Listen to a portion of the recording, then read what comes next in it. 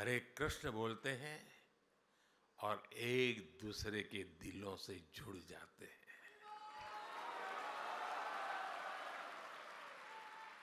इसलिए दुनिया के लिए राष्ट्र एक राजनीतिक अवधारणा हो सकती है, लेकिन भारत के लिए तो एक भारत श्रेष्ठ भारत ये आध्यात्मिक आस्था है।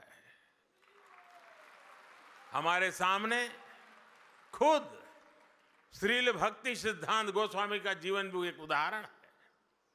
प्रभुपाद जी पुरी में जन्मे और चैतन्य महाप्रभु की परंपरा को आगे बढ़ाया और अपनी इस आध्यात्मिक यात्रा का केंद्र बनाया बंगाल में स्थापित अपने मठ को। बंगाल की धरती में बात ही कुछ ऐसी है कि वहां से आध्यात्म और बौद्धिकता निरंतर ऊर्जा पाती है। ये बंगाल की ही धरती है जिसने हमें रामकृष्ण परमहंस जैसे संत दिए, स्वामी विवेकानंद जैसे राष्ट्र ऋषि दिए। इस धरती ने श्री अरविंद और श्री गुरुदेव रविंद्रनाथ टैगोर जैसे महापुरुष भी दिए, जिन्होंने संत भाव से राष्ट्रीय आंदोलन को आगे बढ़ाया। यही से राजा राम मोहन राय जैसे समाज सुधारक भी मिले। बंगाल चैतन्य महाप्रभु और प्रभुपाद जैसे उनके अनुयायियों की तो कर्मभूमि रही है। उनके प्रभाव से आज प्रेम और भक्ति की एक वैश्विक मूवमेंट बन गए हैं। तमाम देशों के प्रेसिडेंट और प्राइम मिनिस्टर आते हैं, डेलीगेट्स आते हैं, तो वो हमारे प्राचीन मंदिरों को देखने जाते हैं। इतनी जल्दी ये बदलाव आया कैसे? ये बदलाव आया कैसे? ये बदलाव आया है युवा ऊर्जा से।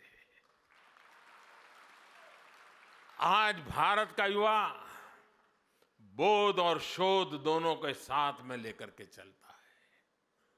हमारी नई पीढ़ी अब अपनी संस्कृति को पूरे गर्व से अपने माथे पर धारण करती है।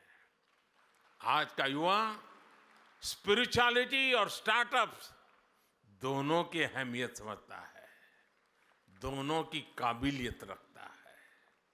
इसलिए हम देख रहे हैं आज काशी हो या अयोध्या, तीर्थ स्थलों में जाने वालों में बहुत बड़ी संख्या हमारे युवाओं की होती है। भाइयों और बहनों, जब देश की नई पीढ़ी इतनी जागरूक हो तो ये स्वाभाविक है कि देश चंद्रयान भी बनाएगा और चंद्रशेखर महादेव का धाम भी सजाएगा।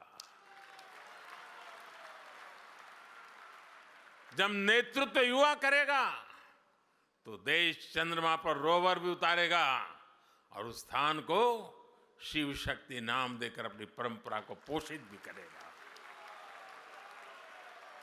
अब देश में वंदे भारत ट्रेन भी दौड़ेगी और वृंदावन, मथुरा, अयोध्या का कायाकल्प भी होगा।